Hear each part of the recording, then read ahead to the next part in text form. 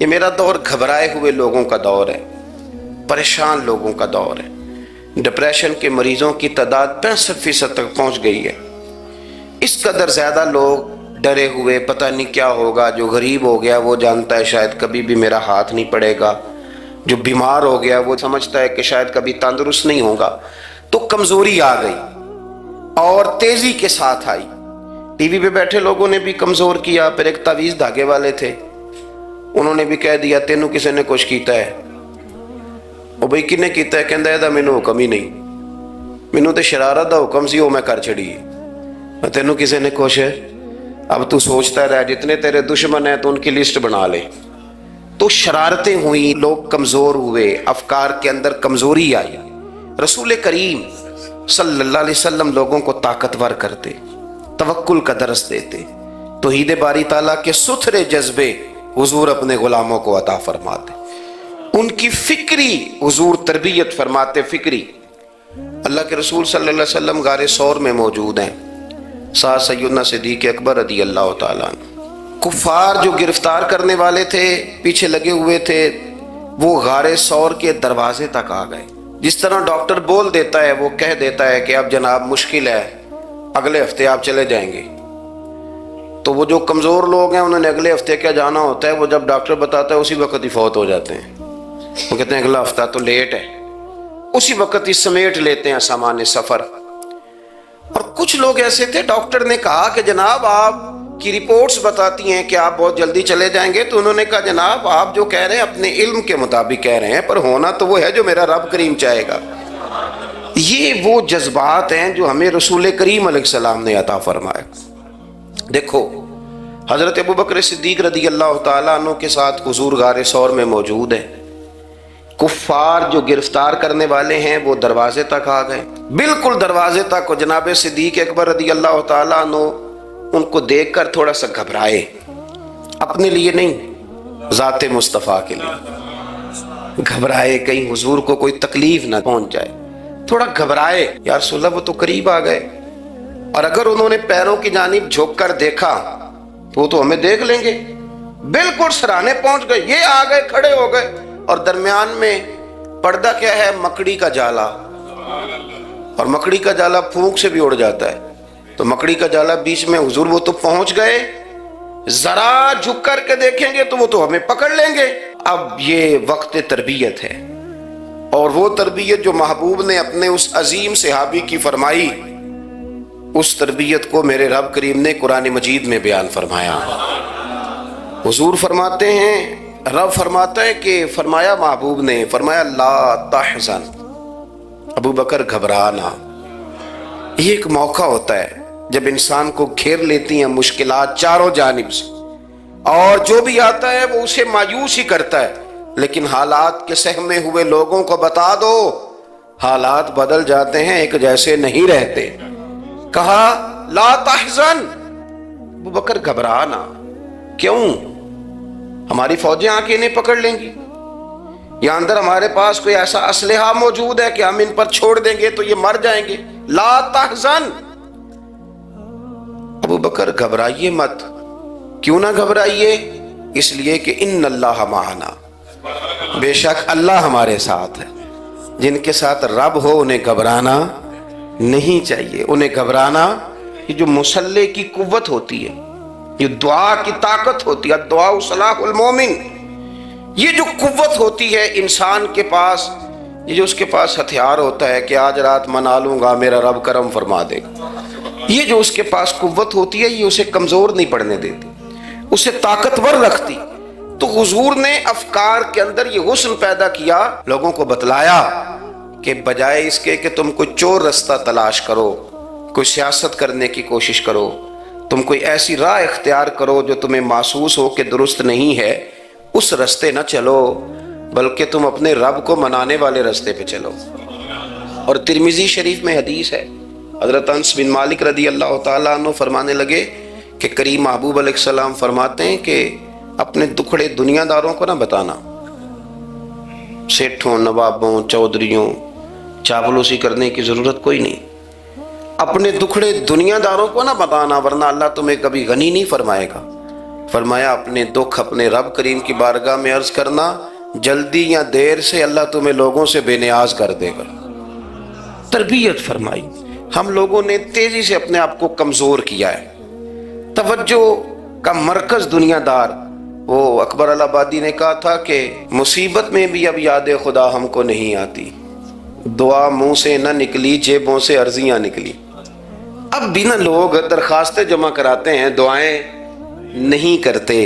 تو بھائی ایک تو یہ کہ توحید باری تعالیٰ کے بارے میں اصل نظریات، افکار کا حسن، پاکیزگی اور آپ کا اپنے رب کی جانب پورا توجہ کرنا۔ ہمارے ہاں اب تو خیر کرامتیں فیس بک پہ آتی ہیں اور لوگ اس کا سوال بھی بڑا تگڑا کر کے کرتے ہیں، اور جو بچے چھوٹے موٹے ہماری طرح طالب علم ہوتے ہیں، کچھ کتابیں پڑھنے والے دین کے، وہ کئی دفعہ الجھ جاتے ہیں کہ اب اس کو ٹیلی کیسے کریں، ساتھ کیسے جوڑیں۔ ایسی کرامتیں اور کرامت بیان کرنا بھی لوگوں نے ذمہ داری سمجھ لیا ہے، حالانکہ جڑے محرم راز حقیقت دے وہ تے راز حقیقت کھول دے ہی نہیں۔ اے جنہ ویکھیا نہیں ہو کرن گلاں، جنہ ویکھ لیا ہو تے بول دے ہی نہیں، تو بات ہی نہیں کرتے۔ تو کرامت نا جوڑ جاڑ کے نا کہیں فٹ کی جاتی ہے۔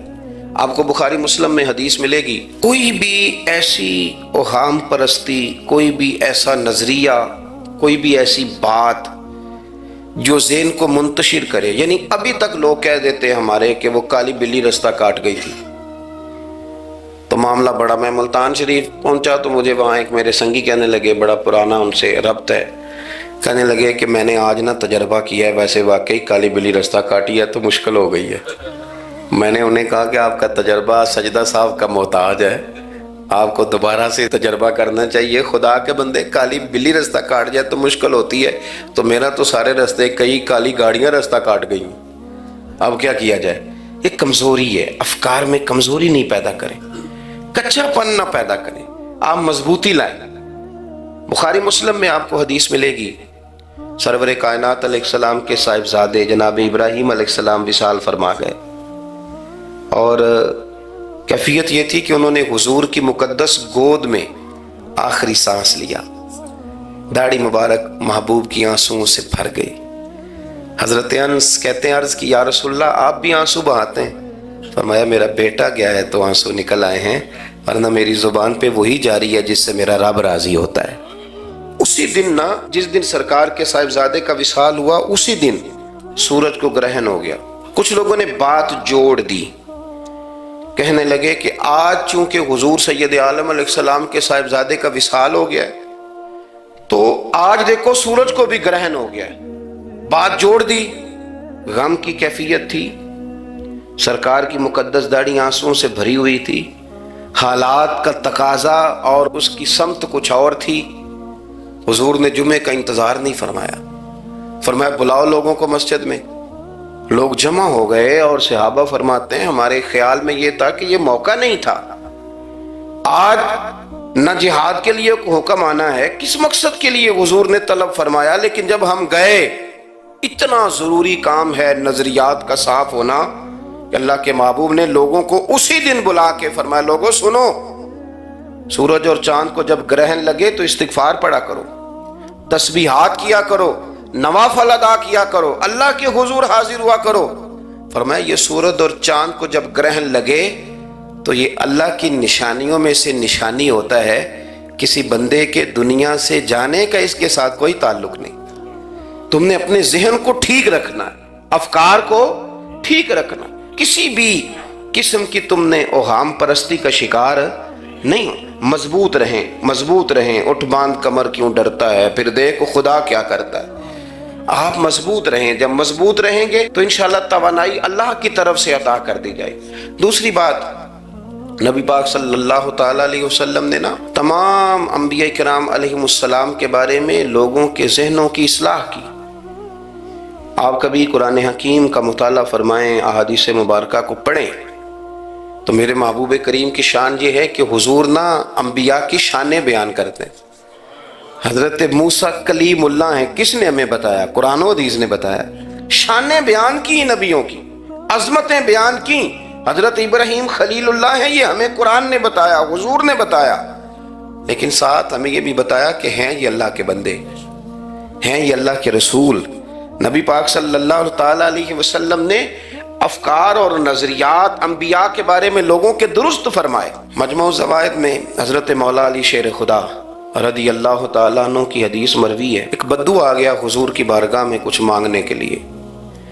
مولا کائنات رضی اللہ تعالیٰ عنہ فرماتے ہیں سرکار جب کسی بات کا جواب نہ دینا چاہتے تھے تو خاموش ہو جاتے تھے، کچھ دیر خاموش رہتے تھے، اور حضور کا خاموش رہنا بھی ہمارے محدثین نے محفوظ کیا ہے۔ اقسام حدیث میں سے ایک حدیث ہے جسے حدیث تقریری کہا جاتا ہے، وہ حدیث ہے جس میں حضور خاموش رہے، کوئی کام کیا گیا تو سرکار خاموش رہے۔ حضرت مولا علی کہتے ہیں حضور نہ خاموش ہو گئے، لیکن چونکہ دیہاتی تھا، سادہ تھا، اس نے جب بار بار گفتگو چھیڑنا چاہی تو پھر حضور نے فرمایا چل پھر مانگ لے کیا مانگتا ہے، مانگ لے پھر کیا مانگتا ہے، کر سوال۔ دیہاتی تھا، سادہ آدمی تھا۔ مولا کائنات فرماتے ہیں ہمیں یوں لگا کہ اب نہ یہ آخرت اپنی سوار جائے گا، جنت کا سوال کرے گا، لیکن بڑا ہی سادہ تھا۔ مانگنے پہ بھی آیا تو کیا مانگا، کہنے لگا یا رسول اللہ صلی اللہ علیہ وسلم میں نے سفر کرنا ہے، مجھے ایک اونٹنی عطا کر دیتے۔ حضرت سلطان باہو سے کسی نے کہا کہ بڑے لوگ مرید ہوتے ہیں، تو فرمانے لگے رابطہ طالب کوئی نہیں ملے، جو ملے طالب زرد آؤ۔ تو بہت سارے لوگ ایسے آتے ہیں جو کامل شیخ کے پاس بھی آ کے کہتے ہیں دکان کوئی نہیں چلتی، یہ تو کسی سیٹ سے مشورہ کر لیتے، کاروبار چلانے کا آپ کو ڈھنگ بتا دیتا۔ یہ یہاں آ کے بھی آپ نے یہی سوال کیا، یہاں پہنچ کے بھی یہی سوال۔ تو نبی پاک صلی اللہ تعالیٰ علیہ وسلم سے کہنے لگا ایک اونٹ دے دیں آنے جانے کے لیے۔ حضرت علی کہتے ہیں ہمیں بڑا افسوس ہوا، یار تو آیا کہاں پہ ہے اور تو مانگ کیا رہا ہے، تو بارگاہ دیکھ اور اپنا سوال دیکھ، تو کہاں کھڑا ہے، کیا مانگ رہا ہے۔ حضور مسکرائے اور مسکرا کر کے فرمایا کہ اونٹ تجھے دیا، چل کچھ اور بھی مانگ لے۔ حضرت علی کہتے ہیں ہم نے کہا اب جنت مانگے گا یہ حضور سے، تو بڑا ہی بھولا تھا، کہنے لگا جی اگر آپ کچھ اور بھی دینا چاہتے ہیں تو اونٹ پہ ڈالنے کے لیے کجاوا بھی دے دیں۔ تو حضرت مولا علی شیر خدا فرماتے ہیں ہمیں پھر بڑا افسوس ہوا کہ یار دیکھو اتنا چانس ملا ہے پھر کھو دیا ہے۔ رسول کریم علیہ السلام بھی مسکرائے، اور سرور کائنات کی جو مسکراہٹ ہوتی تھی وہ نہ خوشیاں تقسیم کرتی تھی۔ اعلیٰ حضرت رحمت اللہ علیہ فرماتے ہیں جس کی تسکین سے روتے ہوئے ہنس پڑے، جس کی تسکین سے روتے۔ اب یہاں سوال پیدا ہوتا تھا کہ پھر اس مسکراہٹ کے لیے تو انتظار کرنا پڑتا ہوگا کہ حضور مسکرائیں تو روتے ہوئے ہنسیں، تو اگلا شعر بھی ہے اور جواب بھی ہے۔ فرمانے لگے جس کی تسکین سے روتے ہوئے ہنس پڑیں اس تبسم کی عادت پہ لاکھوں سلام۔ یہ تو عادت ہے حضور کی، یہ تو عادت ہے مسکراتے رہنا۔ تو حضور بھی زیر لب مسکرائے۔ تیسری دفعہ میرے کریم نے پھر فرمایا چل مانگ لے کچھ، تجھے ایک چانس اور دیتے ہیں۔ پر مولا کائنات فرماتے ہیں بڑا ہی بھولا تھا، تیسرا چانس ملا، گویا گولڈن چانس ملا، لیکن پھر بھی وہیں کا وہیں رہ گیا۔ کہنے لگا ٹھیک ہے اگر آپ کچھ اور بھی دینا چاہتے ہیں تو میرا سفر لمبا آنے جانے کا خرچہ بھی دے دے۔ اللہ اکبر۔ اب حضور عقائد کی بابت بتانے لگے کہ رسالت کے بارے میں، محبوب کے بارے میں عقیدہ کیسا ہونا چاہیے۔ تو حضور علیہ السلام فرمانے لگے تجھ سے تو وہ بنی اسرائیل کی بڑھیا ہی اچھی تھی۔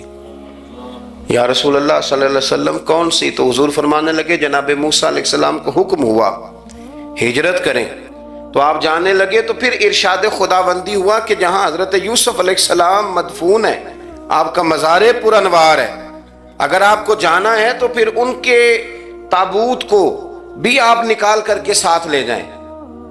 حضرت سیدنا موسیٰ علیہ السلام نے لوگوں سے پوچھا تمہیں پتہ ہے جناب یوسف کا مزار کہاں ہے؟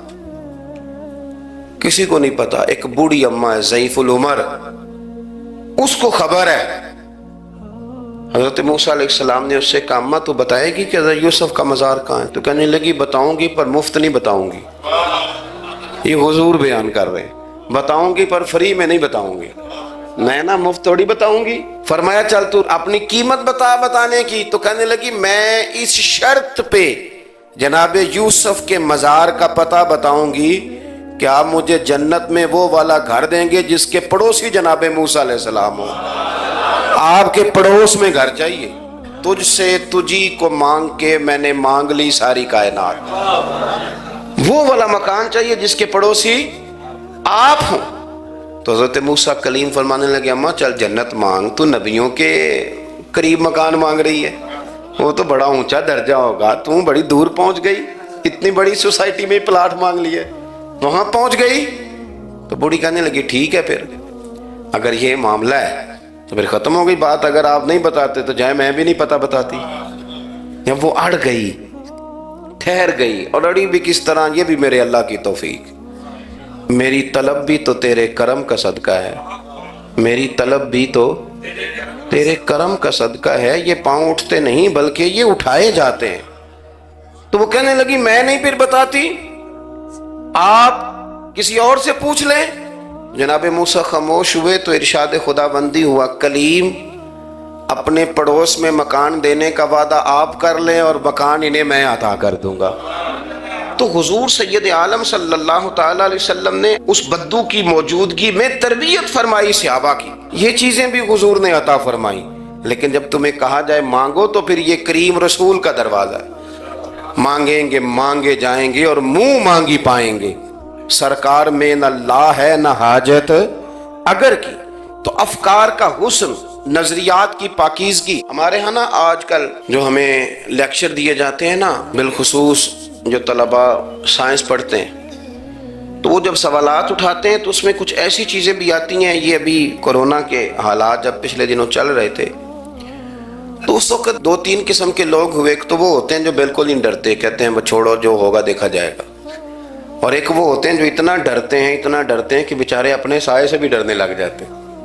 تو یہ دونوں باتیں جو ہیں یہ درست نہیں ہیں. درست کیا ہے کہ آپ احتیاط بھی کریں گے پر بھروسہ اپنے رب کریم کی ذات پر کریں, بھروسہ اللہ. تو لوگوں کو ڈرایا جاتا ہے اور جو خوف پھیلایا جاتا ہے ہمارے ہاں وہ بڑا عجیب قسم کا انداز ہے. قبر کو کھڑکی کوئی نہیں ہوتی, دروازہ کوئی نہیں ہوتا, آکسیجن کیسے جائے گی. یا آپ کبھی ٹویٹر پر مختلف بڑے لوگوں کے پیغامات دیکھیں تو موت کے بارے میں جب وہ چیزیں شیئر کرتے ہیں تو عجیب سا رنگ اس کا محسوس ہوتا ہے کہ اللہ جانے یہ بیچارہ کہاں کھڑا ہو گیا ہے. اور خوف, اور لوگ اس کا ذہن بنا کے ڈرتے ہیں. ڈرنا چاہیے, ضرور ڈرنا چاہیے, لیکن ایک بات یاد رکھیں, حضرت مولا علی فرمایا کرتے تھے کہ ڈرنا تو اپنے اعمال سے چاہیے اور ان کو درست کرنا چاہیے. ڈرنا تو اس چیز سے چاہیے کہ کیا ہم نے وہ رستہ اختیار کیا ہے جو قبر کو بالکل تنگ کر دے گا, جو جہنم کے گڑھوں میں سے گڑھا بنا دے گا. اگر وہ رستہ ہے اور اس پر آپ چلے ہوئے ہیں, آپ سخت ہو گئے ہیں, آپ نے سوچنا چھوڑ دیا ہے, آپ نے حقوق العباد کے معاملے کو ترک کر دیا ہے, آپ اپنی طبیعت کے لحاظ سے لوگوں کو ستانا مشغلہ بنا بیٹھے, آپ حلال حرام کی تمیز چھوڑ گئے, نگاہوں کی صفائی سے لے کر رزق حلال کو پیٹ میں لے جانے تک اگر غیر محتاط ہو گئے تو پھر تو خوف کھائیں. لیکن یہاں ان نظریات کی بابت جو حضور نے ہماری تربیت فرمائی, تو حضور نے ہمیں یہ نہیں فرمایا کہ میرا مومن ہو تو تم اسے کھڈے میں چھوڑ آؤ گے, ہو زندگی تقوی اور محتاط رہ کر گزارنے والا اور تم اسے کھڈے میں چھوڑ آؤ, یہ نہیں ہے. بلکہ فرمایا جو میرے مومن کی قبر ہوتی ہے روضہ تم من ریاض الجنہ, وہ تم اسے نا کھڈے میں نہیں چھوڑ کے آئے, باغ میں چھوڑ کے آئے ہو. آپ باغ کا تصور کریں پھر قبر کو سوچیں. نہیں, باغ میں چھوڑ کے, اور باغ بھی معمولی نہیں, جنت کے باغوں میں سے باغ, جنت کی کیاریوں میں سے روضہ تم من ریاض الجنہ. اب ذرا اس اینگل سے آپ اپنی قبر کو سوچیں, اس رویے کے ساتھ کہ اگر قبر آپ کی جنت کا باغ ہے تو باغ میں جاتے بندہ ڈرتا تو نہیں, اور باغ اتنا حسین ہے کہ جس میں پہلی آنکھ کھلے گی تو پہلی نظر اٹھے گی تو مدینے والے محبوب کا چہرہ نور نظر آئے گا. اتنا شاندار باغ, آپ اس کی رعنائی, اس کا حسن اور اس کی خوشبو کو ملاحظہ فرمائیں. تو حضور نے نا ہماری تربیت فرمائی. میں اکثر کہا کرتا ہوں احباب سے کہ انسان 10-15 سال کے بعد پردیس سے واپس لوٹے اور ماں اگر موجود ہو نا گھر میں, اتنا تگڑا استقبال کرتی ہے کہ مزہ آ جاتا ہے. اس کا بس نہیں چلتا, مکان بھی نہیں بنا دے, فلانی چیز بھی نہیں لے آؤ, میرا پتر آ رہا ہے, فلانی بھی. تو سالوں بعد بندہ گھر لوٹے تو ماں اتنا استقبال نہیں کرتی جتنا قبر میں اللہ کی رحمت بندے کا استقبال کرتی۔ اس لیے جب یہ سوچ بن گئی تھی نا صحابہ کی حصول جنت کی، تو پھر ان کو لگاؤ ہو گیا تھا، پھر دنیا کی زندگی، جاہ و جلال، مال و دولت اتنا زیادہ وقت نہیں رکھتا تھا ان کی نظر میں۔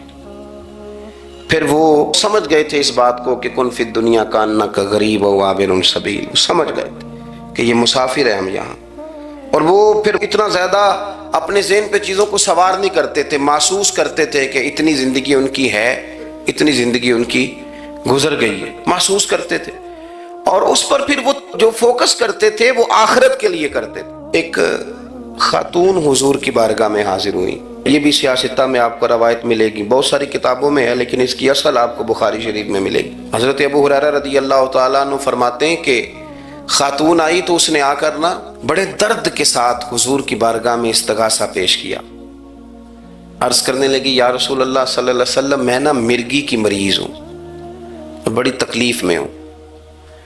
یہ جو مرگی کا مرض ہوتا ہے یہ اعصابی بھی ہے، جسمانی بھی ہے، ذہن کو کنٹرول کرتا ہے، اور انسان جسمانی طور پر بھی بالکل اس وقت جب دورہ ہوتا ہے مفلوج ہو جاتا ہے، ذہنی طور پر بھی خوشی غمی آنا جانا دشوار ہو جاتا ہے انسان کے لیے۔ تو وہ خاتون عرض کرتی ہے یا رسول اللہ صلی اللہ علیہ وسلم، مجھے مرگی ہے، کریم آپ دعا فرمائیں رب مجھے شفا عطا کر دے۔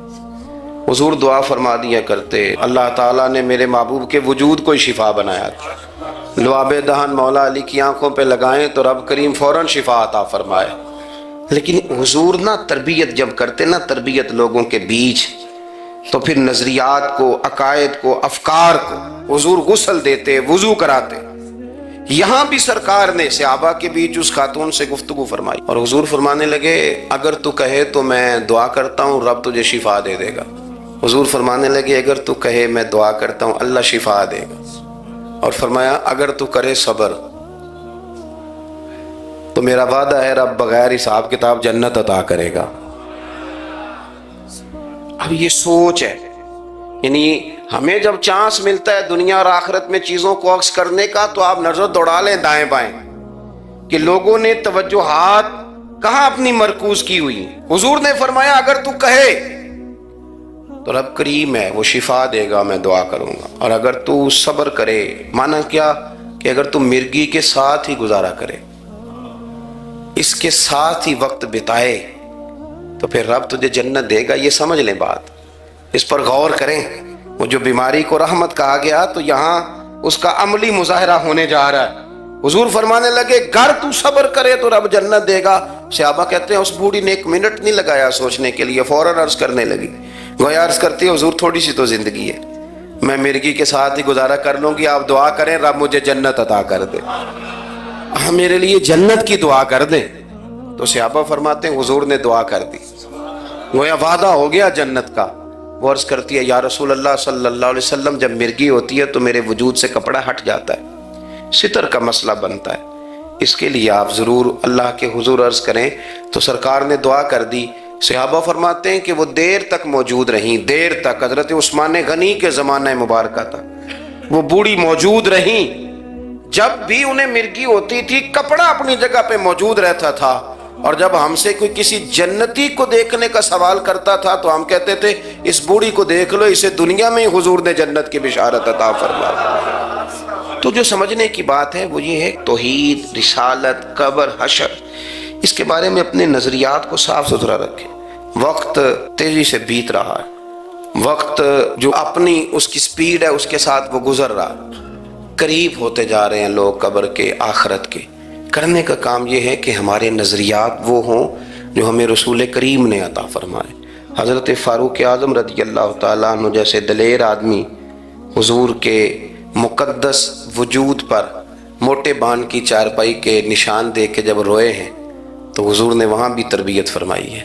فرمایا عمر کیا تم پسند نہیں کرتے کہ اللہ آخرت کی ساری شانیں ہمیں ہی عطا کرے، اور دنیا میں ہم تھوڑی سی مشکل دیکھ لیں تو ان چیزوں کو ہم نے سمجھنا ہے، یہ چیزیں ہمیں جینے میں آسانی پیدا کریں گی، ہمارے لیے مددگار ثابت ہوں گی، ہمارے افکار کو یہ تازہ رکھیں گے۔ پھر بہت زیادہ الجھاؤ، بہت زیادہ پریشان ہونا، بہت زیادہ ڈپریشن کا شکار ہونا، بہت زیادہ ہمارا دنیاوی معاملات کے اندر تفکر کرنا یہ ہمیں کمزور نہیں کرے گا، بلکہ ہم توانا رہیں گے۔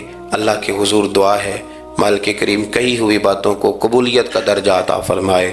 دوران گفتگو جام بھول گئے، اللہ ہمارے ساتھ درگزر والا معاملہ فرمائے۔ آخر دعوانا